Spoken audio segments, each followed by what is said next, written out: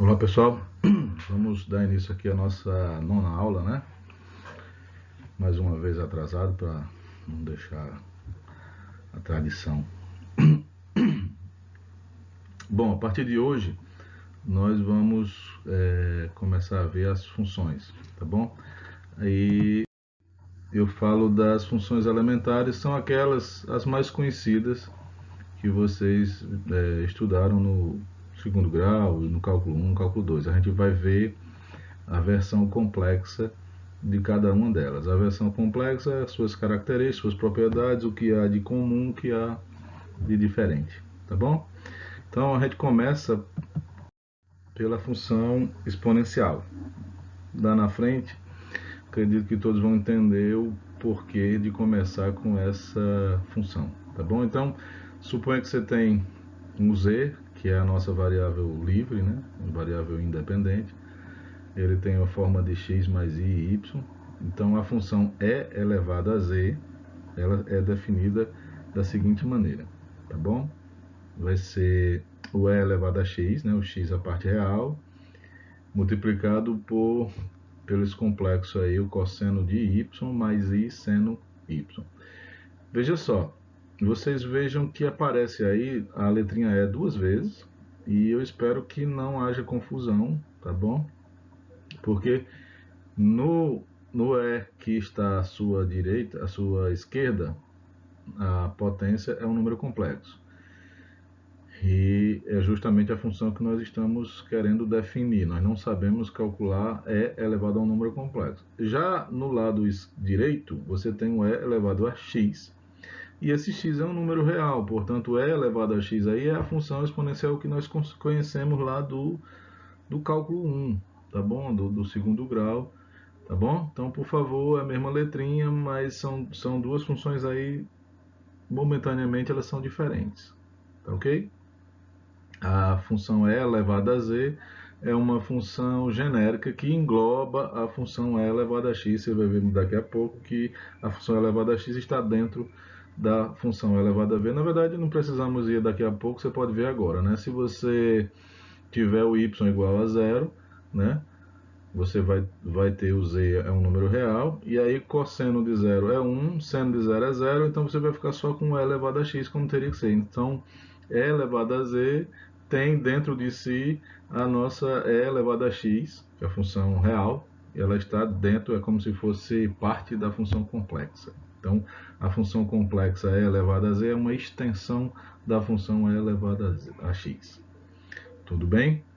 Aí, veja só, o x ele vai aparecer somente na exponencial, no e elevado a x, e o y ele aparece tanto no cosseno como no seno, aí, tá bom? É dessa forma aí que se define a função e elevada a z, tá ok?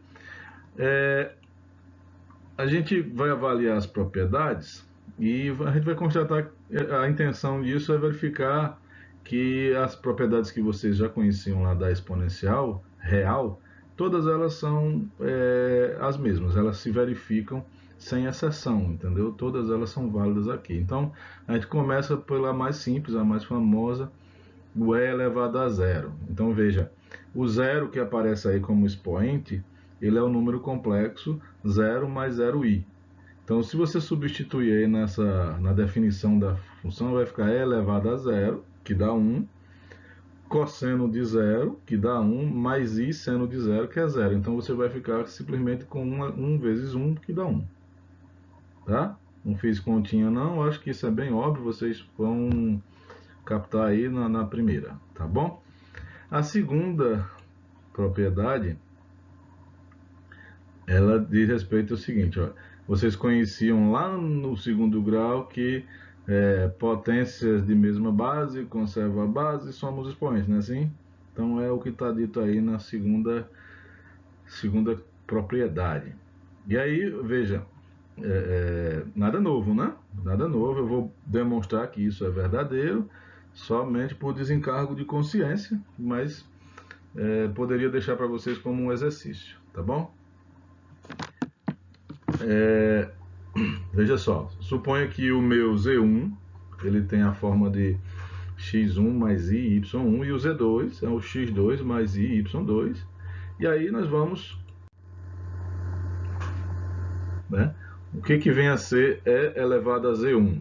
Pela definição, né? Vai ser o e elevado a x1, cosseno y1 mais i seno y1, o e elevado a z2 é o e elevado a x2, né? Cosseno y2 mais i seno y2. O que nós vamos fazer com isso? Nós vamos multiplicar um pelo outro e a gente vai usar a multiplicação de números complexos que a gente conhece. Então, veja, e elevado a x1 do primeiro número é o módulo, não é isso? É um número real. E o e elevado a x2 no outro também é um número real. Eu posso usar a associatividade da multiplicação e colocar eles dois ao nosso lado esquerdo. É isso que eu vou fazer, tá bom?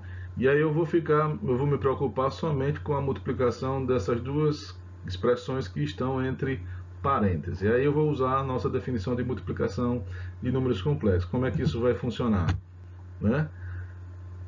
A parte real multiplica pela parte real, menos a imaginária, né? Mais i, vezes aí você faz os produtos cruzados, né? Parte real com parte imaginária. E aí, né? Estou confiando que vocês vão fazer isso direitinho aí, tá? Eu fiz com calma. E vocês, por favor, não precisam ir na minha velocidade, tá? Pode ir devagarzinho. Dá pausa aí e confere todos esses termos, tá bom? Depois de conferir tudo que foi posto aí nessa igualdade, eu peço a vocês que avaliem o seguinte: o que você tem aí dentro desse primeiro par de parênteses? Se você lembrar da definição de cosseno da soma, tá bom? Cosseno A, cosseno B, menos seno A, seno B, você vai ver que esse primeiro parênteses é o cosseno de y1 mais y2. Da mesma forma, se você olhar o que há dentro desse segundo par de parênteses, e você lembrar da forma trigonométrica do seno da soma, você vai ver que isso daí é o seno de y1 mais y2, né? Seno A, cosseno B, cosseno A. Ou seja, na exponencial, eu usei a propriedade da exponencial, né? Como você vê, a base são meus expoentes, porque isso aí é uma exponencial real. E na parte aí trigonométrica, né, eu substituí o primeiro par de parênteses pelo cosseno da soma e o segundo par pelo seno da soma. E aí volta para a definição. O que vem a ser isso que está escrito aí, né? Se você olhar que o expoente que está no E vem a ser a parte real do meu Z na definição de E elevado a Z. Então, o que você tem aí seria E elevado a x1 mais x2. E o que está entre colchetes aí seria E elevado a i, y1 mais y2. Né? Se vocês forem lembrar lá na forma polar, do E elevado a i θ, né? Vai ver que é o cosseno θ mais i seno θ. Beleza? No nosso caso, o θ aí é o y1 mais y2. Confere, tá bom? E aí, o que sobrou aí foi que nós temos E elevado a x1 mais x2 mais i, y1 mais y2. Se você desagrupar agora e colocar tudo que tem índice 1 num canto e tudo que tem índice 2 no canto, você vai ver que o que você tem aí é o z1 mais z2 no expoente desse E. Tá bom? E isso prova a nossa segunda propriedade algébrica da função exponencial complexa. Show? Né? Bom, veja só, a intenção não é que você aprenda a fazer a demonstração, a intenção é que você acredite que essa propriedade é real, ela funciona, não é a vontade do seu professor, nem dos matemáticos do mundo de complicar a sua vida, tá? Isso aí vale. Show? Aí vem a nossa terceira propriedade, que nada mais óbvio, né? Já que a gente tem uma propriedade para multiplicação, é óbvio perguntar se temos uma propriedade para a divisão, e porque nós tínhamos lá para funções reais. E aí, o que dizia lá essa propriedade, né?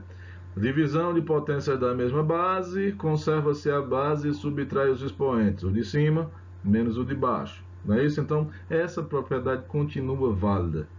Tá ok?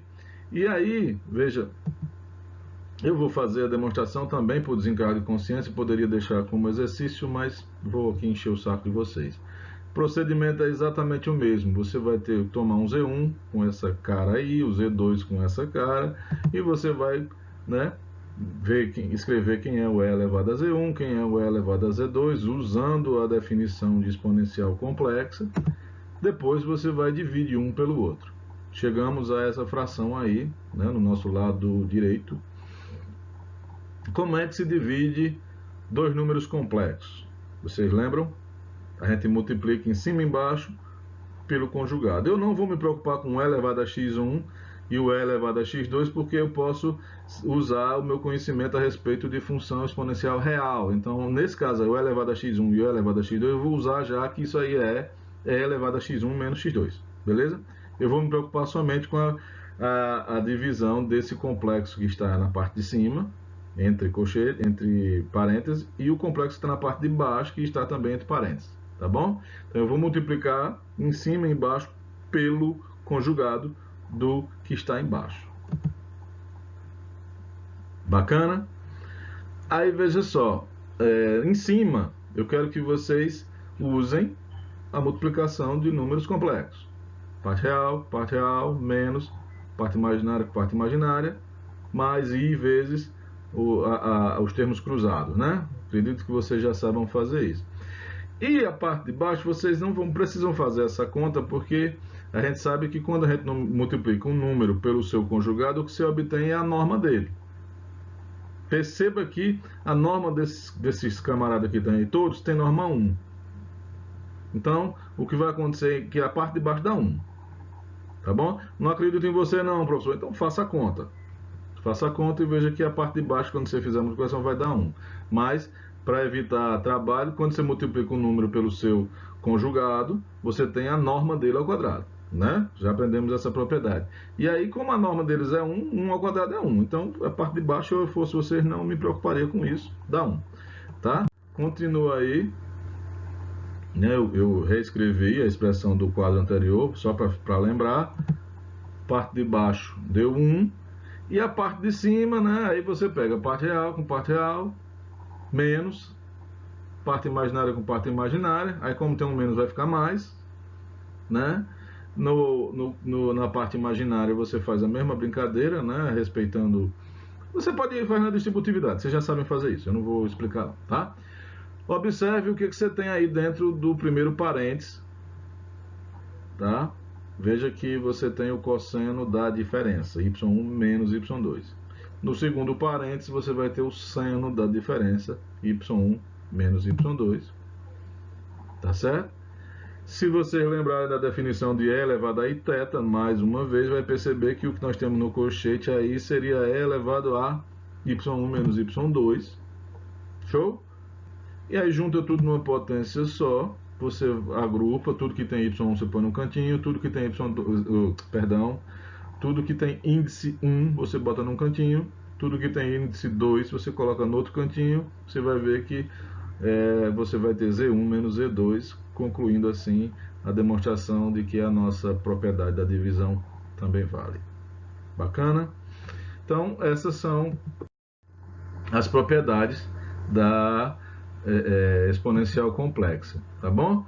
Temos mais uma que você poderia dizer, não, professor, essa daí não precisa, mas coloquei assim mesmo, né? Porque, veja, E elevado a Z1 elevado a N, você poderia entender como o produto de E elevado a Z1 por E elevado a Z1 por E elevado a Z1 várias vezes, isso para N positivo.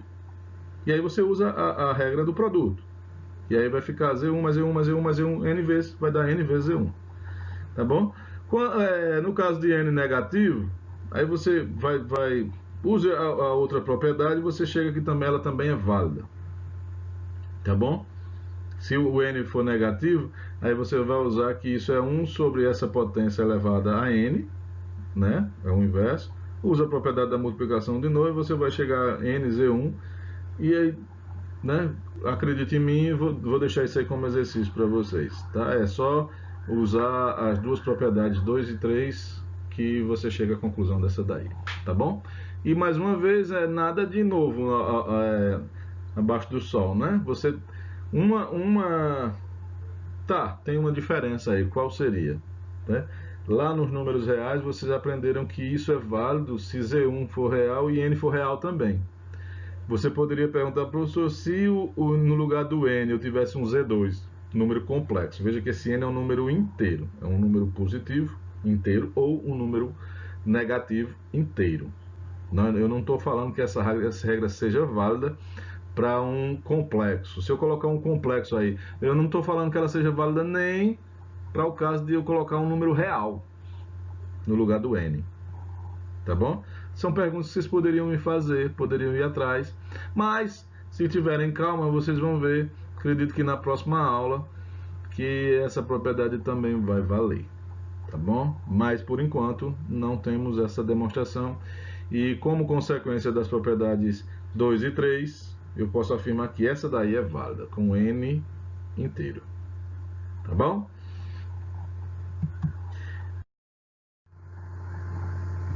A função exponencial, eu queria chamar a atenção para três coisinhas básicas, né, que é o módulo, o argumento e o conjugado. Como é que se faz? Todos vocês sabem fazer, não tem nada de que mereça nem atenção, mas vou colocar só por desencargo de consciência novamente, tá bom? Esse curso é para você tirar 10 em tudo, não sei por que vocês não estão tirando. Não comecei a corrigir as provas ainda não, tá? Só comecei a juntar as fotozinhas e eu vi que tem umas besteiras lá, mas paciência, né? Suponha que você tem z, x mais y, né? E suponha que o w é o valor que você encontra quando faz e elevado a z. Então, esse w seria, então, e elevado a x, cosseno de y mais i seno y. Bacana? Então, se você pretende calcular o módulo, né? Vai ser o módulo dessa expressão. Aí você pode transformar esse módulo no produto de dois módulos. Bacana? E observando aí o módulo que está à sua direita tem valor 1, né? Porque valor 1, parte real quadrada mais a parte imaginária quadrada dá 1. Cosseno ao quadrado mais seno ao quadrado dá 1, né? Então, o que sobra é o e elevado a x. Por que eu estou colocando aí? Porque assim, se você observar, quando você calcula o módulo de e elevado a z, né? É como se a parte imaginária que tem no z pegasse o e elevado a x, né? Vai ter o mesmo módulo. Tem um módulo. Então, é como se fosse assim, o e elevado a x ele está sobre o eixo x. E o e elevado a z está onde? Bom, ele está numa circunferência que tem raio e elevado a x. Ou seja, você pegou o e elevado a x, imagine uma setinha saindo da origem até o ponto e elevado a x. Então, o que você fez foi girar para um valor, tá bom? Do e elevado a x. Alguns dizem que o Gauss ele não chamava os números complexos de complexos, ele chamava de números laterais, porque os números complexos era como se eles fossem alguma versão ao lado, fora do eixo x, mas ao lado, né? Em algum lugar ao lado. Ele também dizia que chamar de número complexo complicou as coisas. Era mais fácil se tivesse dado esse nome de números laterais. Isso talvez ajudasse as pessoas a não ter tanto medo, né? Aí veja, qual é o argumento? O argumento, eu espero que vocês saibam, é o ângulo, né? O ângulo, já que o módulo se conservou, significa que nós temos um giro. A próxima pergunta é, qual é o valor desse giro? Qual é o ângulo de rotação? Tá bom? Então, a gente descobre o ângulo, o argumento de um número complexo. Você pega o arco tangente do y, da parte imaginária, dividido pela parte real. Aí veja, quem é a parte imaginária? É elevado a x seno y. Esse elevado a x que a gente bota ao ladinho aí, ele distribui para todo mundo, a parte real e a parte imaginária, tá? E a parte de baixo, que é a parte real, é elevado a x cosseno y. Cancela esse elevado a x em cima e embaixo. Você vai ficar com o arco tangente da tangente. Então, espero que seja óbvio para todos. O arco tangente e a tangente são duas funções, uma inversa da outra. É como você fazer a raiz quadrada de x ao quadrado. Tá? Então, o arco tangente da tangente de y é y. Opa, professor, apareceu umas coisas aí a mais. Né? Eu esperava encontrar só o y e veio um catatão, um troço aí a mais. Quando você está calculando o arco tangente, o y é uma resposta, tá? Mas, se você pegar qualquer volta, né, qualquer quantidade de voltas, começando no y, você vai ter o mesmo ângulo. O mesmo seno, o mesmo cosseno, portanto a mesma tangente, portanto o mesmo arco tangente. Então, o argumento aí, isso é uma coisa que a gente já sabe lá desde o início, né? O argumento, ele possui várias respostas, ele não tem uma única resposta, ele tem infinitas respostas. E como não poderia deixar de ser, aqui também. Bacana? Aí, o que isso deveria vir em mente, assim, de imediato, não, deixa quieto, eu vou chamar a atenção para isso depois. E o conjugado, né? O conjugado, mesma coisa, né? Você pode fazer como eu fiz com o módulo, né? O conjugado da primeira parte multiplicado pelo conjugado do que está entre parênteses, né? O e elevado a x é um número real, portanto, o conjugado de número real é ele mesmo. E o conjugado desse número que está entre parênteses é só você inverter o sinal da parte imaginária. Bacana? Se vocês lembrarem, o cosseno é uma função par e o seno é uma função ímpar. Significa que eu poderia trocar esse cosseno aí de y por cosseno de menos y. E esse menos i seno y eu poderia trocar por mais i seno de menos y. Ou, visto por outro ângulo, esse cosseno de menos y é o e elevado a menos i. Junta tudo num expoente só, você ficou com e elevado a x menos i. E o que você tem aí no expoente é o conjugado de z. Isso me dá uma formulazinha bem bacana, e eu vou, né? Veja, o conjugado de w é o conjugado de e elevado a z, viu? Não esqueçam, o w ainda está escrito aí na tela. Tá? Tudo bem? Então, o conjugado de e elevado a z é e elevado ao conjugado de z, ou seja, quando você tem um exponencial e um conjugado em cima, você traz a barra para cima do seu expoente. É a maneira mais simples de calcular o conjugado de uma exponencial. Tá? É uma regrinha bem bobinha, tá aí para vocês não perderem tempo nem esquentarem a cabeça. Bacana? Aí, continuando com a nossa função, a próxima coisa a se fazer é perguntar a analiticidade dessa função. Perceba que por que eu estou falando sobre analiticidade? Se eu responder essa pergunta, se eu der uma resposta para a analiticidade da função, eu estou respondendo a diferenciabilidade, estou respondendo a continuidade. Não esqueçam disso, tá? A analiticidade é algo muito forte, que carrega dentro, quando uma função é analítica, ela é diferenciável e ela é contínua. Tá bom? Então ela é uma pancada de coisa. Então estou indo logo com muita sede ao pote, no interesse de verificar isso. Se não for isso, a gente vai descendo, né? Mas eu vou tentar logo ver se ela é analítica, né? E aí vocês são macaco velho, vocês vão ver, ele já está indo aí porque ele já sabe que vai ter, né? E é isso mesmo, tá? Então, veja, quando você definiu a função e elevado a z, a definição foi e elevado ao cosseno de y, e elevado a x, cosseno y mais i seno y, show?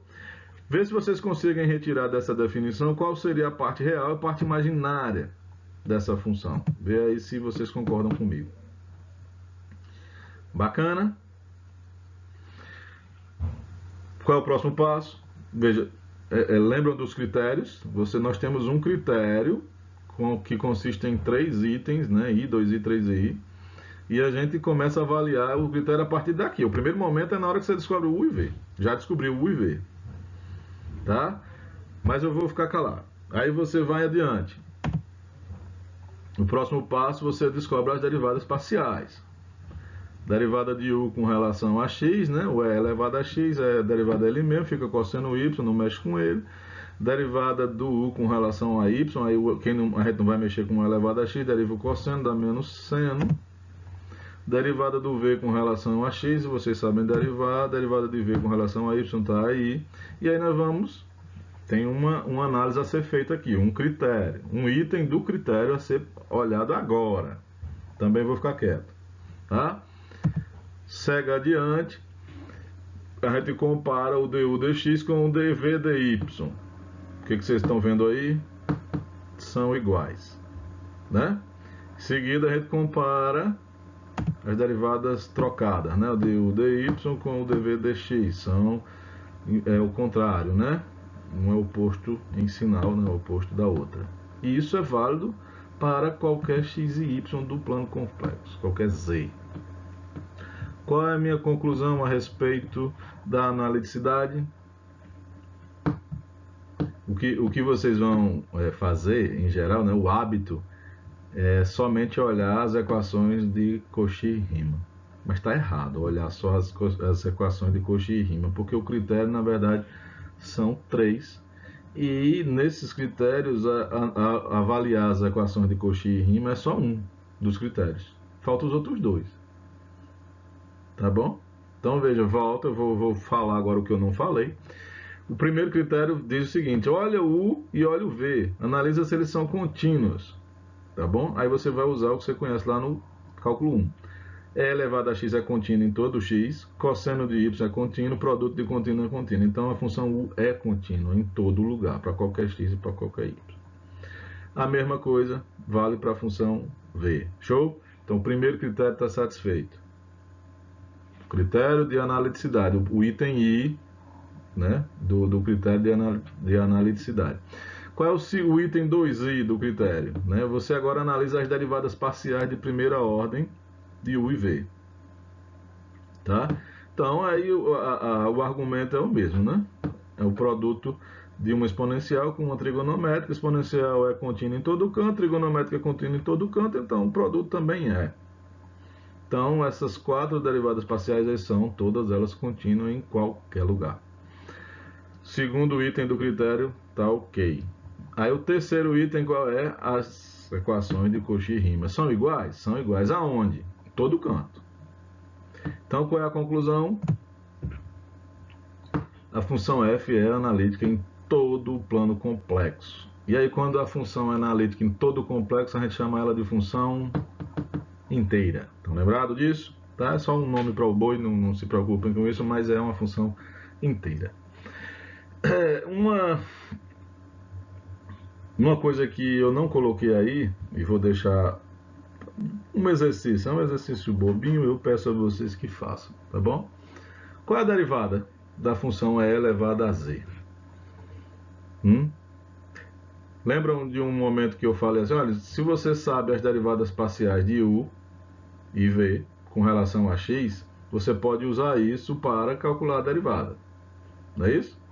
Então, eu coloquei até uma setazinha assim, ó, piscando, para que vocês usem isso como uma maneira de calcular a derivada.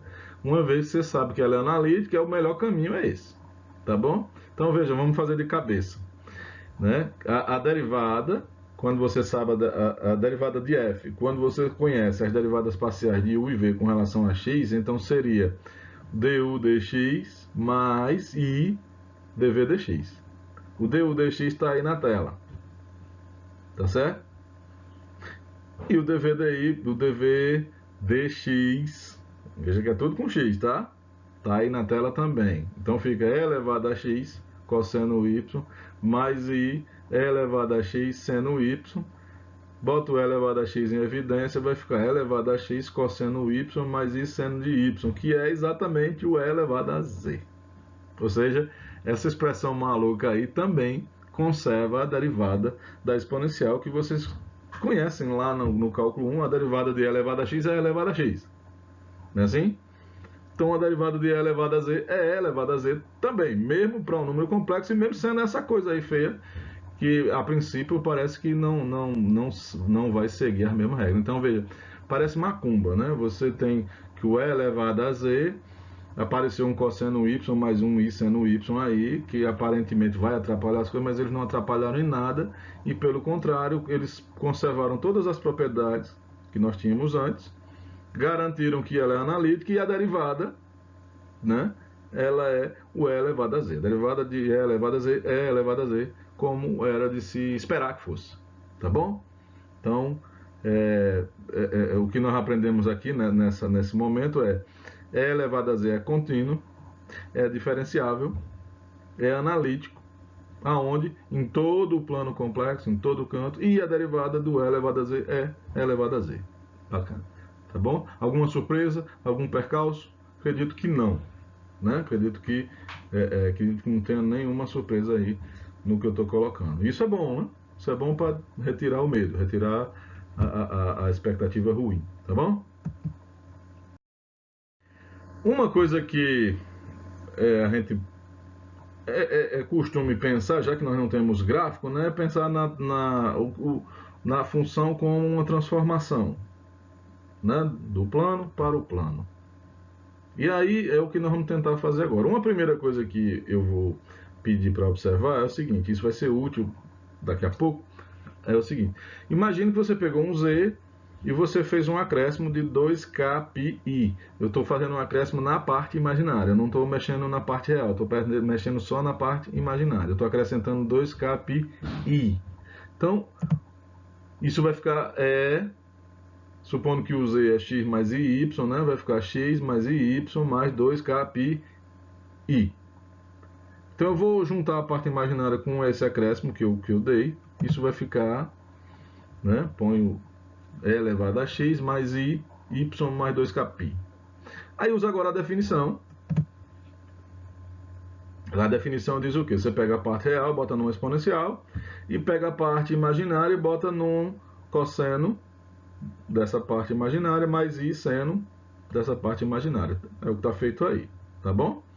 Aí vocês vão lembrar o seguinte, olha, o cosseno e seno são funções trigonométricas e elas são periódicas. O que eu quero dizer com periódico? Se você sabe o cosseno de y, o cosseno de y mais 2kpi, 2kpi é uma volta, dá o mesmo resultado. E idem para o seno. Então, e aí se o cosseno de y mais 2kpi dá igual ao cosseno de y, e o seno de y mais 2kpi é igual ao seno de y, significa que nós temos essa expressão aí, que é justamente o f de z. Tá bom? Então, qual é a conclusão que nós temos? É que a função exponencial, ela é periódica. Veja só, essa noção de periódica ela é nova para vocês, tá? Ela é periódica em relação ao eixo y. Veja só, se você tem um z no plano complexo, tá bom? Calcular a imagem desse z vai me dar o mesmo resultado de um z menos 2π, z mais 2π, mais 4π, e assim vai. Se você for acrescentando esses caras aí, e aí é infinito para cima e para baixo, você vai acrescentando de 2π em 2π, 2π em 2π, tá bom? Todos eles vão possuir a mesma imagem. Tudo bem? Isso é uma espécie de periodicidade na direção do eixo y. Tá bom? Então, se você quiser calcular toda a imagem dessa função, significa que eu não precisaria pegar o meu plano complexo, já que ela está definida em todo o plano complexo, mas já que ela é periódica, eu vou ter o mesmo resultado, eu poderia pensar numa faixa. Tá certo? E essa faixa ela deveria ter um comprimento de largura, né? 2π. Tá bom? E aí nós vamos pensar nessa faixa. Qual faixa? Você pode pegar qualquer uma, em qualquer posição. O resultado que você tiver para ela vai ser para qualquer outra e corresponde a tudo. A imagem é toda. Tudo que essa função tem para dar, você pode saber avaliando a imagem dos pontos que estão dentro dessa faixa. E aí o que nós fazemos é o seguinte, eu vou pensar, né?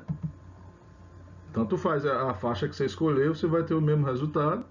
E o que nós vamos fazer é o seguinte, a gente vai escolher uma faixa e a gente vai chamar ela de região fundamental.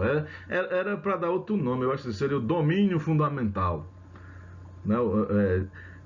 é um subconjunto do domínio, mas é um subconjunto que eu consigo encontrar a minha imagem toda. Tá bom? Aí, professor, se eu pegar essa faixa, eu encontro a imagem toda, né? E se eu calcular outra faixa, você encontra a sua imagem de novo, 2 vezes. Se eu pegar outra faixa, 3 vezes. Ah, quer dizer que a imagem ela vai se repetir infinitas vezes, exato. Exato. E para você não perder tempo, você pega só uma e você já vai saber qual é toda a sua imagem.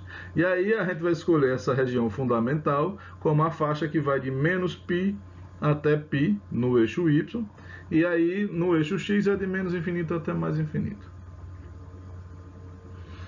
Tudo bem? Então é isso daí. A gente vai tentar descobrir qual seria a transformação que a exponencial me dá, pensando somente nessa faixa. Tá bom? Então vamos adiante. Suponha que você, né? Eu vou pegar aqui uma.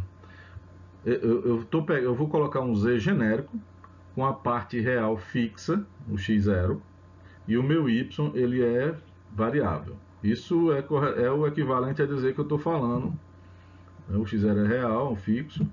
O y é de menos π até π, então eu estou pegando uma retinha vertical. E aí eu vou calcular a imagem desses pontos. Tá? Eu vou calcular, vou falar de z como se fosse um único ponto, mas na verdade eu estou pegando todos em cima dessa retinha aí. Tá bom? Então, f de z, né, vai ser o f de x0 mais y. Né? Lembre-se que o f de z é elevado a z. E aí isso vai ser elevado a x0, cosseno y mais i seno y. Quando você avalia o módulo da minha função, qual é o módulo da função f? Né? Vai corresponder ao e elevado a x0. Né? O módulo de e elevado a x0, lembre-se, o e elevado a x0, independente de qual x0 você coloca aí, você vai ter sempre um resultado positivo. E mais, é maior do que zero. Não tem como sair da zero. E o argumento é o ângulo, que a gente aprendeu lá atrás, é o y.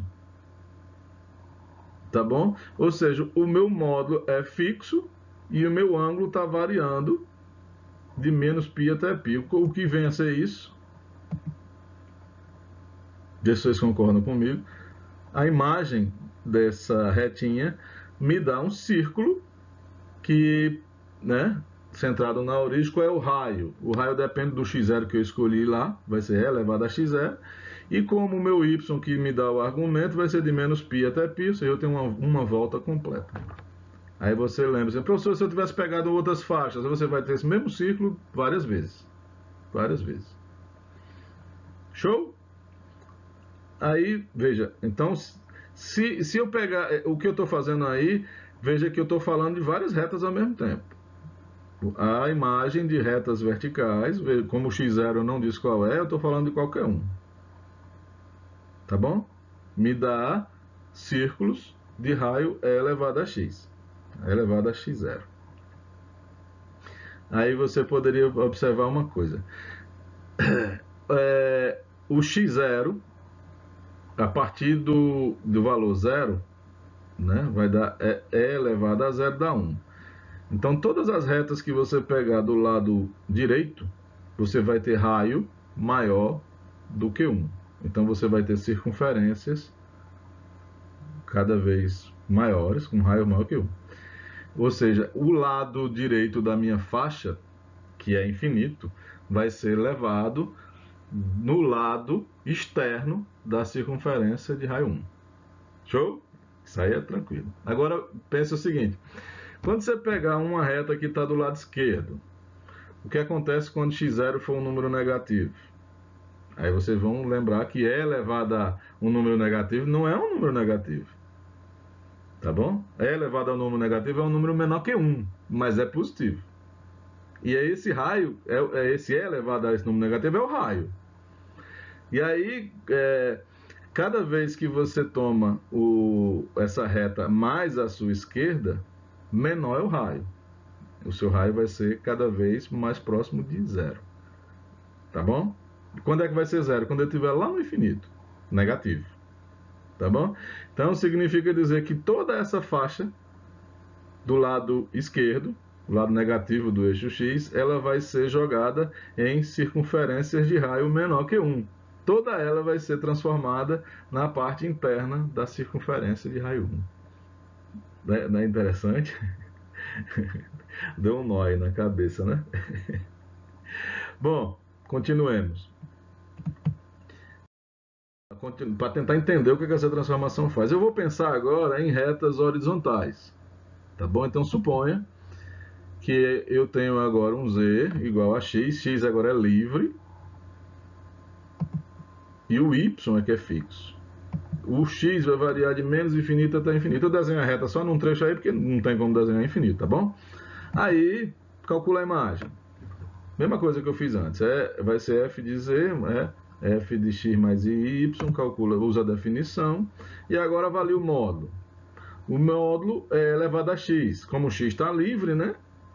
E você vai ter... Agora veja, o x, mesmo ele assumindo valores de menos infinito até mais infinito, como ele está em cima de uma exponencial, significa que isso aí vai ser maior que zero. Sempre. Não tem como dar negativo.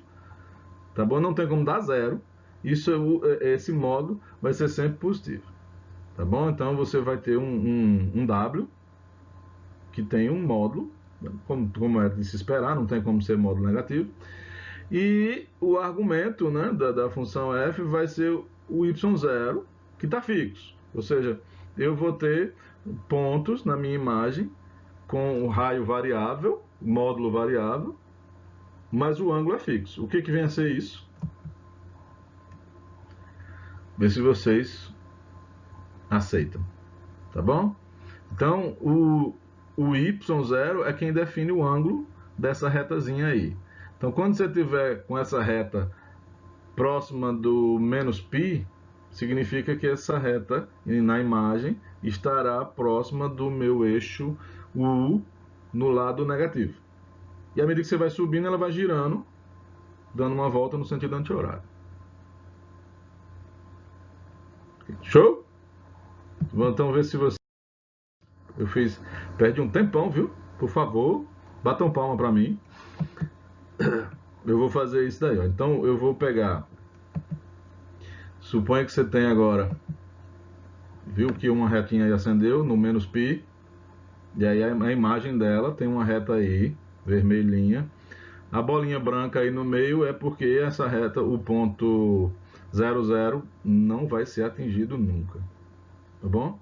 Aí eu vou pegar outra retinha, agora dá para ver mais claro. A imagem dela é isso daí, né? Mais outra. O y0 me dá o ângulo. Né? Quando eu estiver na altura do eixo x, eu estou falando de ângulo zero. Né? Estou subindo o meu ângulo, 90 graus, né? Que é o π sobre 2. Né? 3π sobre 2. E agora o π. Bacana? Isso é o que acontece com as minhas retas. Elas vão me dando retas horizontais, elas vão me dando retas que passam pela origem na imagem. Bacana? E agora vamos pensar nas retas verticais. Então, peguei o eixo y exatamente, calculei a imagem. Então, essa circunferência aí ela vai ter raio 1, né? Porque é elevado a zero é 1. Agora eu vou pegar uma outra reta à direita. Então, eu vou ter um outro círculo com raio maior. Faz isso de novo, outro círculo. De novo. E se eu seguir adiante, eu vou tendo uns círculos cada vez maiores. Tá bom? Agora você pega as retas à esquerda. Tá bom? E aí você tem um número negativo, o raio vai ser menor que 1. Menor ainda. Menor ainda. Tá bom? Então essa faixa aí, parece que eu estou olhando só para um retângulo, mas não é isso. Imagina essa faixa de menos infinito até infinito. Então ela vai ser levada no plano UV completo. Perdão, à exceção de um ponto, porque ninguém vai ser levado no 00. Tá bom? Então a imagem a minha transformação, ela faz isso daí. Vocês conseguem ter um entendimento do que vem a ser essa transformação? Se eu tivesse em aula eu ia tentar, mas aqui é complicado. É como se essa barrinha infinita, né? Alguém foi lá no menos infinito, achatou ela, sim, e aí veio empurrando o menos infinito até chegar na origem, e como se fosse um leque, ele vai abrindo o leque e transformando ele num círculo.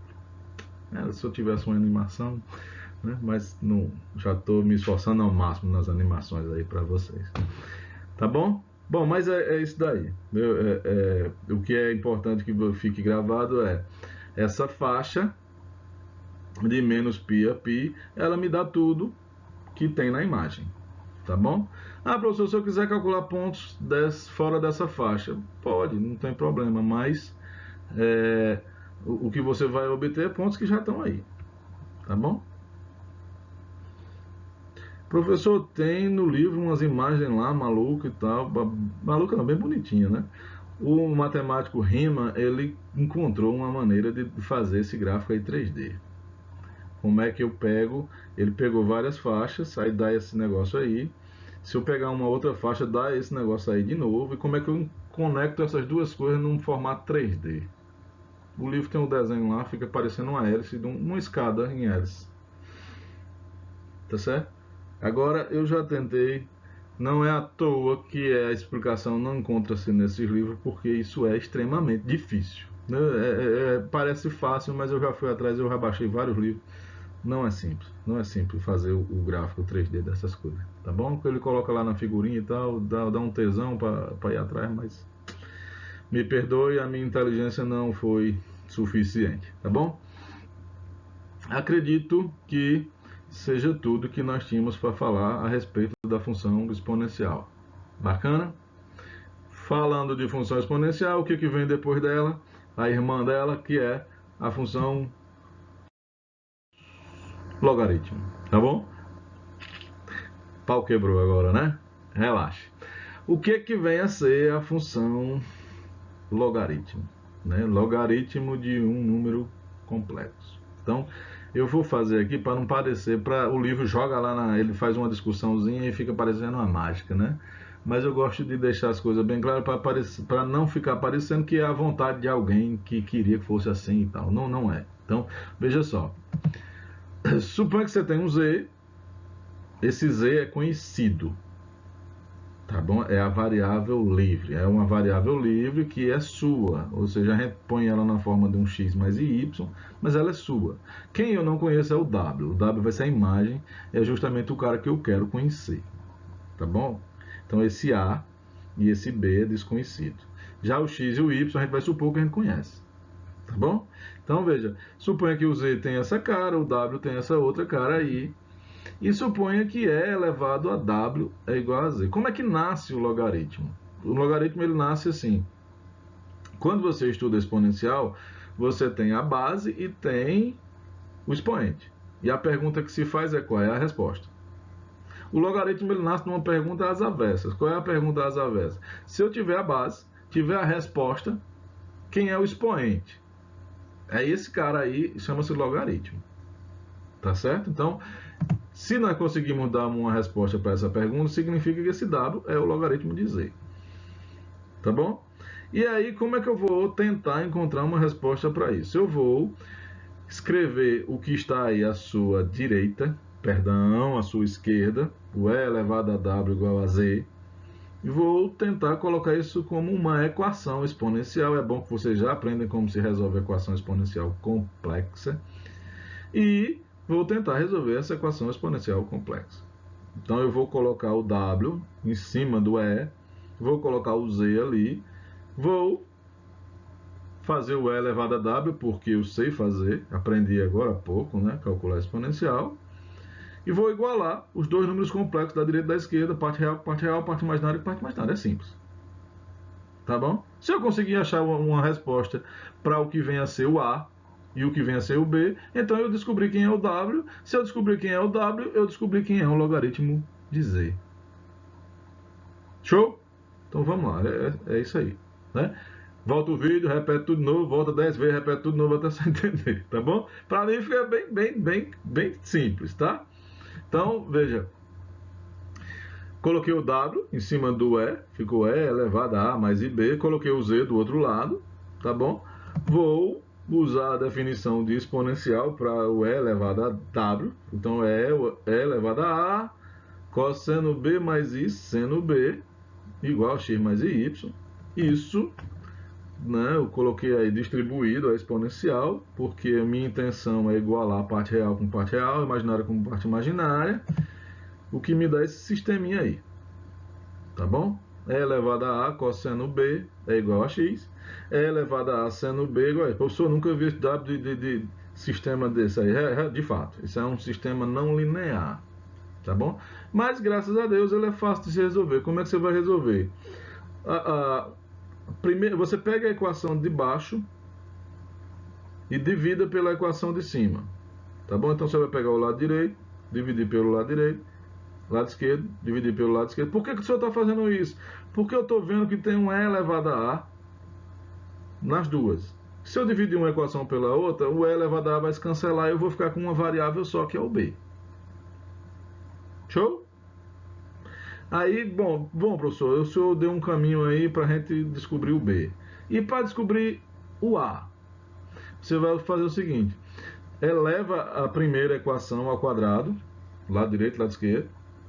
A segunda equação também ao quadrado, lado direito, lado esquerdo. Aí você vai e soma as duas. Por que você está fazendo isso, professor? Porque eu quero fazer aparecer um cosseno ao quadrado mais um seno ao quadrado. Por quê? Porque dá 1. E dando 1, a variável b vai embora e eu vou ficar só com a variável a. É a minha chance de descobrir o valor de a. Show? Então veja. Quando você fizer isso, né?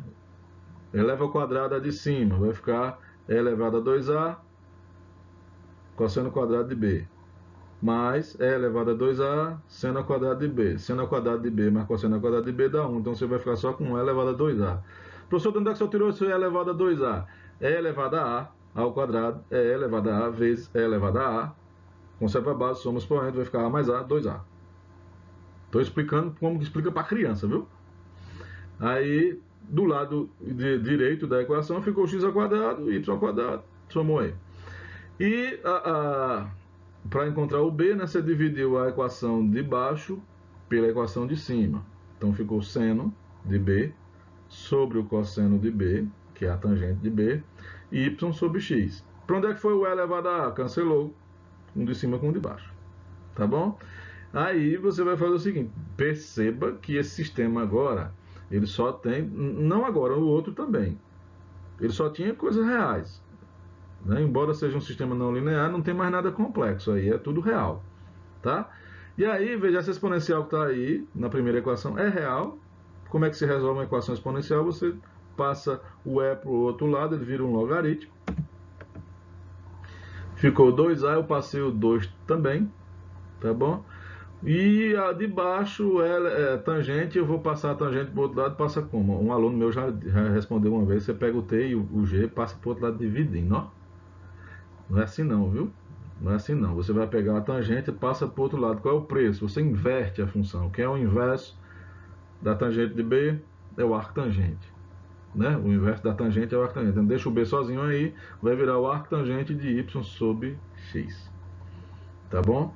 Então, professor, descobri quem é o a, quem é o b e não gostei. Ficou uma coisa horrorosa, né? Então, olha só, tenha calma, não se assuste. A gente pode melhorar as coisas. Perceba que x ao quadrado mais y ao quadrado é o módulo de z. Estão lembrados quem é o z? É o x mais y, né? E aí, esse logaritmo que aparece aí é o logaritmo real. Então, se você tem uma potência, ela pode descer, a propriedade da potência. E aí ela vai se cancelar com esse 2 aí. Então, eu já eliminei esse 2 que aparecia ali, com o 2 que aparecia fora, ficou só o módulo de z. Né? Já melhorou. E o arco tangente de y sobre x, se você parar para pensar, é o argumento de z. É o ângulo, é o θ de z. A gente só usa θ, quando a gente fala θ, todo mundo fica tranquilo e sossegado. Mas se em vez do θ a gente usasse o arco tangente de y sobre x, todo mundo ia ter uma noção bem... Não é isso? O θ não é... O argumento não é o arco tangente do y sobre x? Não é assim? Então, isso aí fica bem mais simples se eu disser, olha, o a é o logaritmo do módulo e o B é o argumento. De quem? De Z.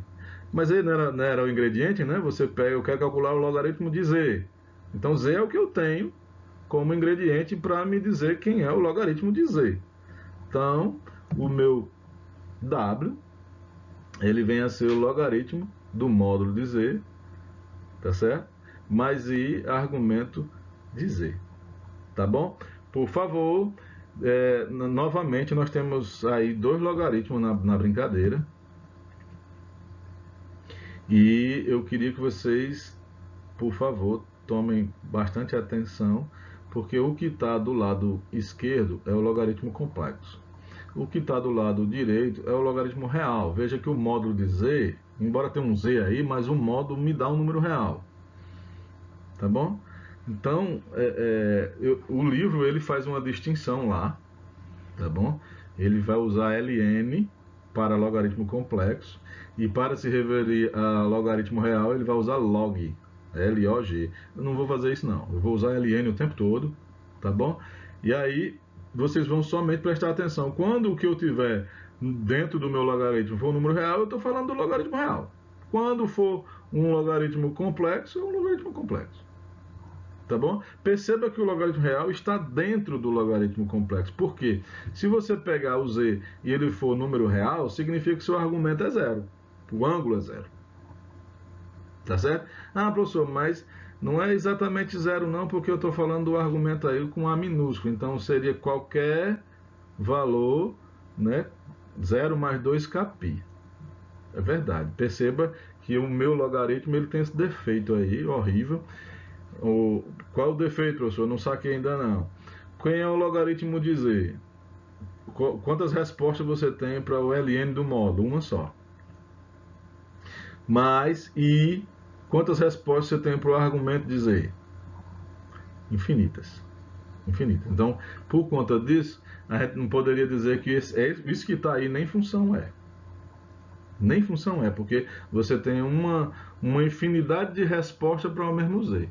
Quando a gente estudou função, você viu lá que você não poderia, você pode ter vários números, várias variáveis com a mesma imagem, mas você não pode ter um número com várias imagens. Não é isso? E é justamente o que o logaritmo faz. Ele, para o mesmo z, quantas imagens z tem? Ele tem infinitas. Infinitas. Tá bom? Tá? Aí, aqui no estudo de números complexos, o livro, né, não só o livro, eles chamam isso de função múltipla. Né? Em vez de dizer, não, isso não é função, eles dão uma outra roupa, né? Chama função múltipla, é a função com imagem múltipla. Tá bom? E aí a gente vai ver que mais na frente, isso acontece muito com as funções complexas, você tem uma função com imagens múltiplas. E aí, toda vez que isso acontece, ele pega dessa função e cria uma versão onde a função vai ter uma imagem simples, uma imagem única. Aí chama ela de valor principal. Que nem a gente fez para a raiz, que nem a gente fez para o argumento principal. A gente vai sempre fazer para uma função que tem múltiplas respostas, a gente vai pegar e dar um jeito de escolher uma como sendo a principal, e aí você vai chamar esse valor de valor principal dessa função. E aí, nesse caso, quando você fala do valor principal, aí se torna uma função. Você restringe ela, deixa de ter múltiplas respostas, ela passa a ser função no sentido original da palavra. Tá bom? Mas, voltando aí ao que eu estava falando, o logaritmo do lado esquerdo, ele é o complexo, o logaritmo do lado direito, ele é o real. Eu espero que vocês não façam confusão. Tá bom? Qual é o próximo passo? Pronto, tá aí, essa é a definição de função complexa, tá bom? Seguimos o mesmo roteiro. Vamos avaliar as propriedades que nós conhecíamos lá dos números reais. Vamos ver se aqui valem também. Qual é a primeira propriedade que a gente estuda a respeito do logaritmo? Não, professor, logaritmo de 1 é 0. Eu vou deixar essa por conta de vocês, tá bom? Veja esse logaritmo de 1 a 0. Tá? Eu vou colocar como a primeira propriedade o logaritmo do produto. Lá nos números reais, a gente viu que o logaritmo do produto é a soma dos limites. Não é assim? O limite transforma produtos em somas.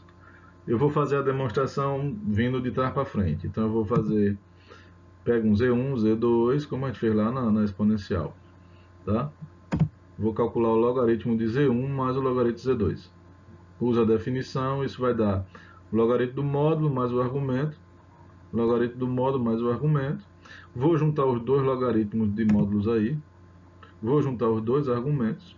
Aí veja que esses dois logaritmos de módulo que você tem aí são logaritmos reais. Aí você pode usar a propriedade lá dos números reais, o logaritmo real. Então, esse primeiro logaritmo aí vai ser o logaritmo do produto, tá bom? E aí, aqui, como foi que eu juntei esse argumento de Z1 mais o argumento de Z2? Lembre-se, quando você fazia o produto de dois números complexos, o argumento deles se somam, tá certo? Então, se você tem a soma de dois argumentos, é porque é equivalente à soma, ao argumento do produto. Volta lá atrás e vê isso aí novamente, as propriedades do argumento, tá ok? Usa a propriedadezinha do módulo, né? O módulo Z1 vezes o módulo Z2, a gente viu isso também. Eu posso colocar num módulo só, né? E aí volta para a definição de logaritmo, né? Isso aí é o logaritmo de Z1, Z2, né? O logaritmo de Z1, Z2 é o módulo Z1, Z2 mais argumento de Z1, Z2, o que prova a minha primeira propriedade dos logaritmos. Bacana? Qual vem a ser a segunda propriedade? O logaritmo da divisão. Vou deixar aí por conta de vocês, tá bom? Mesmo roteiro, tá bom? Não tem muito o que fazer não, você vai partir de trás para frente, tá?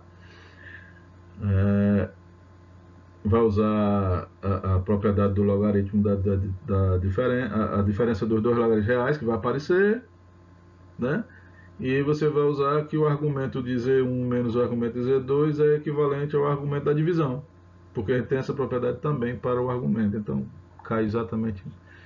E essa terceira propriedade é como a quarta propriedade lá da exponencial complexa. Se você usar a regra do produto com, né, com várias vezes, com Z1 igual a Z2, então você vai chegar aqui o logaritmo de Z1 vai ser o logaritmo de Z1 mais o logaritmo de Z2 que dá 2. Aí se você repetir isso várias vezes, faz por indução, vai dar n vezes o logaritmo. Isso vem a ser a regra da potência, tá bom? Só que, mais uma vez, para número natural. Veja que dessa vez o negócio restringiu mais um pouco, nós não colocamos nem número negativo, tá bom?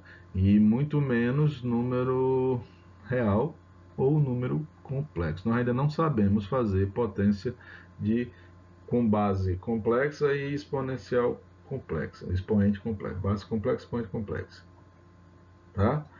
Então, essa propriedade aí, terceira, ela vale com n natural. Show? Se vale com n natural, vale com zero, né? Para aqueles que acreditam que o zero está dentro dos naturais.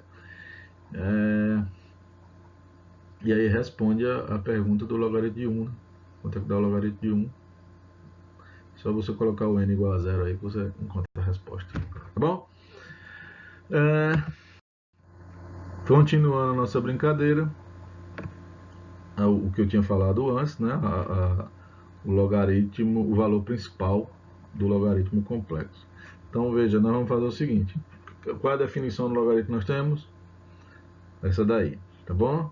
O logaritmo do módulo mais i vezes o argumento. Então o que, que nós vamos fazer? Nós vamos pegar esse argumento aí e vamos trocar ele pelo argumento principal. E aí eu vou chamar de valor principal do meu logaritmo. Eu vou usar um L maiúsculo para diferenciar do logaritmo com múltiplas imagens, tá bom? Então esse logaritmo aí com L maiúsculo ele restringiu e agora ele vai pegar o argumento dizer somente como sendo o argumento principal. Show?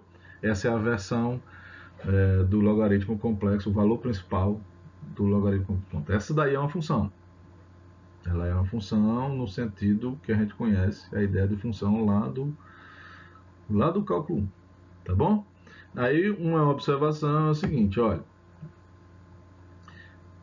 se você pegar o E elevado a ln de z, né, usa a definição do ln, veja que eu estou falando do L maiúsculo, viu? Vai ficar E elevado ao ln do módulo mais I vezes o argumento com A maiúsculo, usa a definição do exponencial, bacana, deu um negócio aí grande. Aí veja, esse E e esse logaritmo, um é o inverso do outro, e a gente aprendeu que quando a gente faz E elevado a ln de z, dá z, correto? E cosseno do argumento de z mais I seno do argumento de z, o que vocês acham disso daí?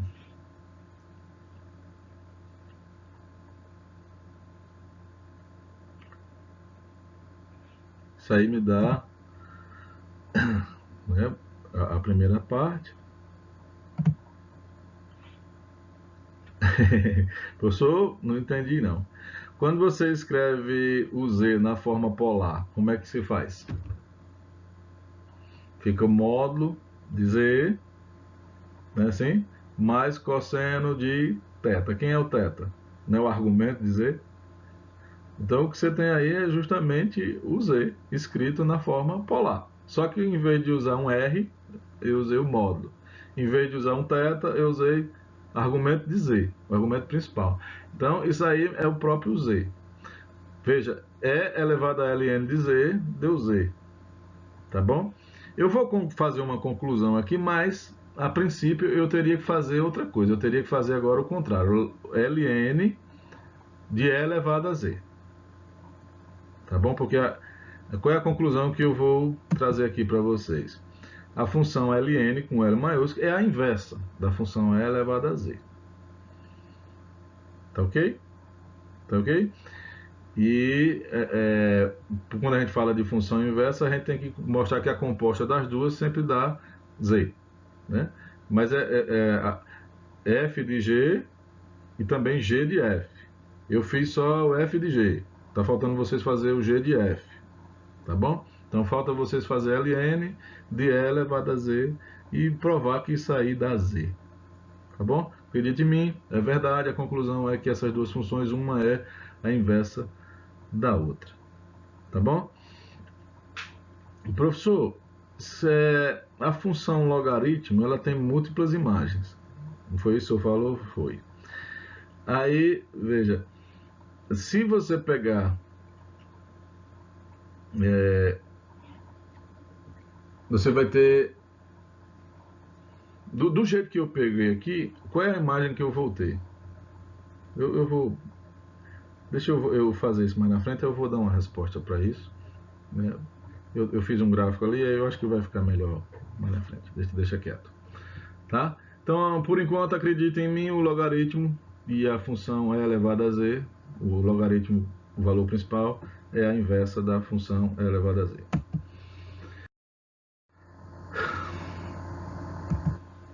Próximo passo é analisar a analiticidade. Novamente, a gente vai com sede ao pote para avaliar o que nós temos, tá bom? Então, escreva aí sua função, vê se vocês conseguem detectar a parte real. Oxente, professor, essa raiz quadrada aí. A raiz quadrada de x ao quadrado mais y ao quadrado é o módulo de z, não é assim?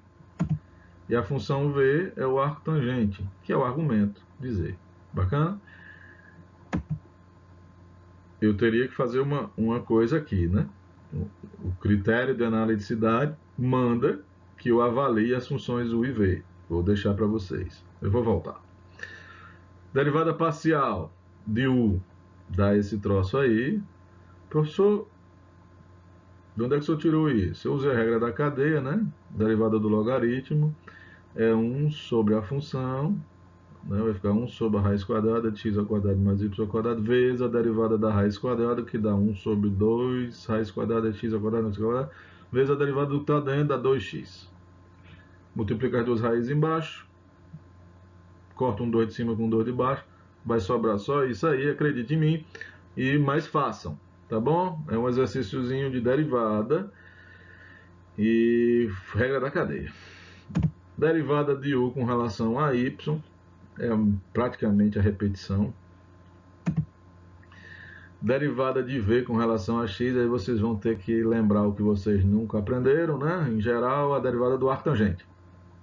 Derivada do arctangente é 1 sobre 1 mais o que está dentro do arctangente, né? 1 sobre 1 mais x ao quadrado. Então vai ficar 1 sobre 1 mais y sobre x ao quadrado vezes a derivada de y sobre x com relação a y. Acredita em mim, depois de todas as simplificações, dá isso daí. Derivada de v com relação a y, acredite em mim, dá isso aí também, tá bom? Uma observação é que o livro, ele faz isso daí usando coordenada polar. De fato fica bem mais fácil, tá bom? Bom, eu já fiz. Parte difícil era essas derivadas parciais aí, já está feita aí. Vocês podem constatar que o du dx é igual ao dv dy, show? E o du dy é menos o dv dx, show também, as equações de Cauchy e Riemann se verificam. Aí a pergunta agora é, qual é a afirmação que eu faço a respeito de analiticidade? A linguinha está coçando para dizer que é válido em todo x, y, todo z dos números complexos. Estou enganado? Mas isso é falso. Aí você volta lá no u e vê. Veja, a função u ela não existe quando o x e o y for zero, porque o logaritmo de zero não existe. Assim? A função v também não existe quando x for zero. Tá certo? Do x for zero. Bacana? As derivadas parciais, elas também não existem, né, quando a parte de baixo for igual a zero. Então, nós temos que dizer aí eu preciso consertar a minha afirmação, né? Eu coloquei uma afirmação aí que ela é contínua, ela é analítica para todo z, excluindo a origem. Na verdade, eu tenho que excluir o eixo x positivo. Na verdade, no eixo x todinho, né? Por causa da função v. Tranquilo? A função v não existe quando o x for zero. Se for zero, não, você tem que excluir o eixo y. Né? Os pontos quando o x forem zero, né? O eixo y todinho está fora. Tá? Então, consertem aí, tá errado aí essa afirmação. Eu coloquei analítica em todo C. É arriscado quando eu colocar o vídeo, eu refazer e o erro já não está mais aí, tá bom? Então eu vou corrigir antes de regravar. Tá bom? Por favor, entendam aí qual é a restrição.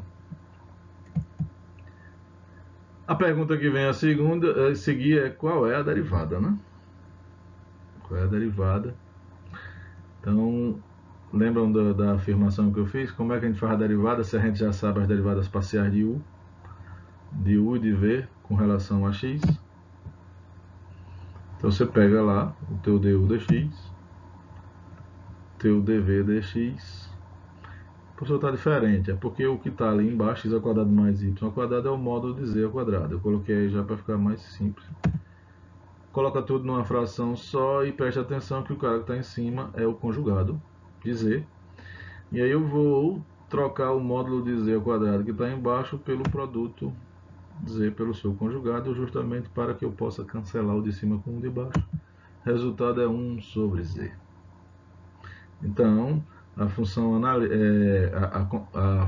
logaritmo complexo, ela é analítica, né, numa parte restrita aí dos números complexos, né, e a sua derivada, onde ela pode ser derivada, vai ser 1 sobre z, como a gente esperava que fosse. Tá bom? Então, qual é a próxima pergunta para a função logaritmo, né? Já finalizando aqui, eu acho que já ficou longo demais nosso vídeo. Vamos tentar enxergar como uma transformação. E aí o que é natural de se enxergar é assim, professor, o senhor lá atrás falou que a função logaritmo com L maiúsculo, né? O logaritmo, eu vou chamar logaritmo principal, tá bom? E vocês entendam que eu estou falando do valor principal da função logaritmo, para encurtar. Então, o senhor falou lá que ela era inversa da função exponencial. E sendo inversa, o que é de se esperar? É que que ela faça o trabalho oposto, o trabalho inverso do que a função exponencial fez. Então a função exponencial pegou uma faixa e levou no plano complexo com um buraquinho lá, que era a origem. Não é isso? E aí, aqui, você vai ver que o que se espera é que seja o contrário, né? Então, vamos pensar assim, vamos pegar aqui, eu estou pegando uma reta que passa pela origem, né? Esse θ0 aí está fixado, mas ele pode assumir qualquer valor entre menos π e π. Tá bom? E o raio, ele é qualquer valor maior que zero. Ou seja, essa reta aí ela é infinita, começa na origem, excluindo a origem, e vai até o infinito. Tá bom? Então, o que vem a ser a imagem dessa reta. Então, o f de z vai ser f de r. Eu escrevi na forma polar porque no logaritmo eu preciso do r e preciso do θ, né? Eu preciso do módulo e do argumento. Então, o que eu vou calcular agora, eu vejo o seguinte. Quem é a parte real dessa função? É o logaritmo de r. Quem é a parte imaginária? É o θ0. Certo? Perceba que a minha parte real ela vai variar, né? O r assume valores sempre positivos, maior que zero, mas o logaritmo de r vai assumir valores entre menos infinito e mais infinito. Não é isso? E o θ0 ele está fixo, mas ele é um valor entre menos π e π. Tá bom? Então veja, você vai ter uma reta infinita a uma altura, né? Eu coloquei a altura θ0, esse θ0 é algo entre menos π e π. Eu coloquei ali r, vou deixar vocês pensarem, tá bom? A gente vai chegar a uma conclusão a respeito disso daqui a pouco. Então, o que acontece é, eu vou variando esse ângulo θ0, à medida que eu for variando esse θ0, eu vou variando essa imagem que eu tenho para minha retazinha. Bacana? Significa que eu posso ter essa faixa se eu variar o meu θ0 de menos π até π. Não é isso? O que acontece se eu variar o meu θ0 entre menos infinito até mais infinito? Eu vou obter, né, essa faixa aí repetidas vezes. Ela vai se repetir uma em cima da outra e abaixo também, né? Por conta da função logaritmo, ela ser múltiplas imagens, tá ok? Então veja, se nós estamos falando da função logaritmo com L maiúsculo, esse θ0 ele é para ser fixado entre menos r e menos π e π. Se nós estamos falando da função logaritmo com L minúsculo, então esse θ0 ele pertence a todos os números reais, tá ok? Então veja, no livro, eu estou mantendo aqui, eu sei que está causando uma confusão, mas veja, no livro ele coloca uma coisa que é o seguinte, a gente chama de ramos. O que são ramos? Percebe que a minha imagem vai ser o que está aqui dentro dessa faixa, tá bom? Mas se eu continuar dando voltas, eu vou repetir essas faixas várias vezes, tá bom? A minha imagem ela vai se repetir, essa faixa aí, o que tiver, imagina um desenho dentro dessa faixa. Se eu for variando o meu θ e ele passar da faixa menos π até π, o que eu vou obter são cópias dessa faixa, acima ou abaixo, repetições. Então, cada uma dessas imagens, dessas faixas, a gente chama um ramo, tá certo? E aí o logaritmo com L maiúsculo seria o meu ramo principal, tá bom? O ramo principal é o que é a função de fato, tá bom? Então eu coloquei aí de menos π até π para a gente pensar na função logaritmo com L maiúsculo, tá bom? Se eu pegar agora círculos, então como é que eu descrevo um círculo? Vai ser R0, o raio fixo, e o θ livre, né? O R é fixo. Dessa vez eu fixei o θ entre menos π até π. Tá? Agora eu estou falando só da função logaritmo principal. Calcula a imagem. Se você liberar o θ, aí você fica dando volta nesse círculo aí infinitas vezes, tá bom? Né? A imagem vai ser o logaritmo de R0 mais Iθ. Calcula-se a parte real é fixa, a parte imaginária é quem está limitada entre menos π e π. Vê se vocês concordam comigo. Significa que você tem uma retazinha na vertical, começando em menos π, indo até π. A posição dela é limitada aí pelo logaritmo de R, tá certo? Então, e o logaritmo de R pode variar de menos infinito até mais infinito. Show?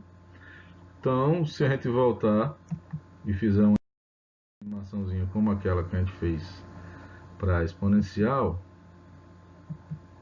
né? Eu vou pegando aí várias retas, passando pela origem, vou variando o ângulo e vou olhando a imagem, tá certo? Então a reta que está sobre o eixo X, depois a gente tem que ver isso aí, né? Essa reta pode estar aí, a reta sobre o eixo X. Tem que pensar nisso depois, tá bom? Depois vocês me dizem. Como assim, professor? A gente vai dizer, não, vocês pensem aí e me digam alguma coisa, tá?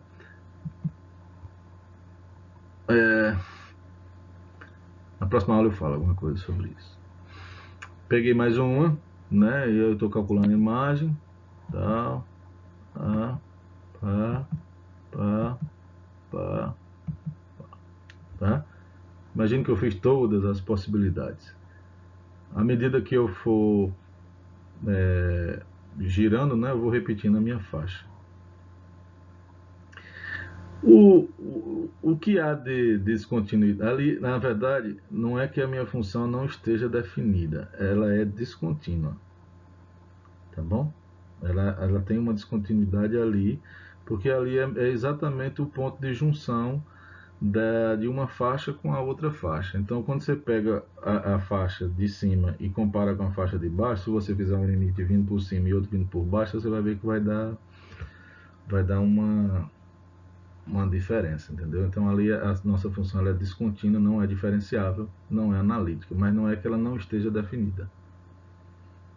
Tá bom? A função está definida. Está? Lembra que a gente tem que, de menos π, a gente fecha num, né, e deixa aberto no outro. Né? Menos π menor ou igual o ângulo menor que π. Né? É isso. Pegue aí o círculo de raio 1. A imagem dele vai ser o eixo V. Pegando o eixo círculos de raio maior, você vai tendo retas à direita, né? Pegando os círculos menores, você vai ter agora retas à esquerda e assim sucessivamente, tá bom? Como era de se esperar. Você tem que o nosso plano todo, ele é trazido dentro da nossa faixinha, tá certo? Isso se a gente pensar no argumento como A maiúsculo, tá bom? Se você pensar no argumento como A minúsculo, então você vai ter várias possibilidades e o que você vai ter são várias faixinhas repetidas, uma sobre a outra e abaixo também. Bacana? Bom, eu vou ficar devendo aqui para vocês os exercícios. Não fiz nenhum exercício, mas o livro tem alguns exercícios lá, todos eles bacaninhas. Vocês podiam me liberar dessa. Tá dando um trabalho danado. Mas eu vou tentar fazer uns 3 ou 4 exercícios e colocar aí num vídeo para vocês. Tá bom? Ficamos por aqui. Na próxima aula nós já teremos outras funções. Tá bom? Um abraço e fiquem com Jesus.